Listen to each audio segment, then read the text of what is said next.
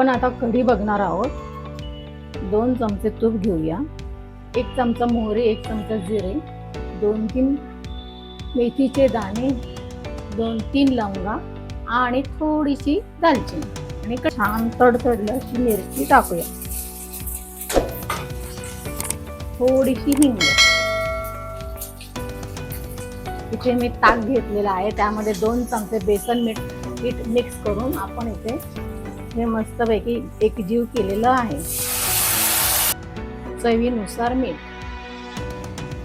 आणि थोडासा गूळ, तेल टाकणार आहोत। आता आपण मिरची वगैरे, कढीपत्ता आणि थोडा तेजपत्ता, मिरची आणि 2-3 लवंग, 2-3 मिरे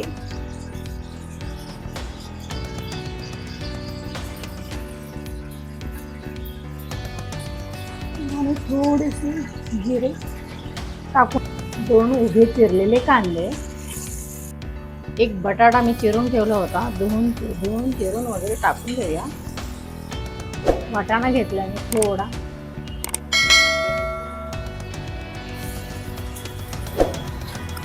ही 2 चमचे आलं लसणाची पेस्ट आहे, ही टाकून घेऊया आपण। ती परतली की आपण 1 चिरलेला टोमॅटो टाकूया। त्यानंतर 1 चमचा, छोटा चमचा हळद, थोडा आपला घरचा मसाला, 1 ते 1.5 चमचे। हे मी 2 वाट्या तांदूळ आणि 1 वाटी मुगाची डाळ असं प्रमाणात मी घेतलं होतं।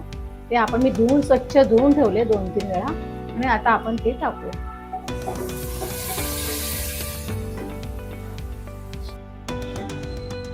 इथे आपण 1.5 ग्लास पाणी टाकलं आहे आणि त्यानंतर स्वादानुसार मीठ। मस्त गरमागरम खिचडी तयार आहे। आपण त्यावर आता कोथिंबीर घालून सजावट करूया।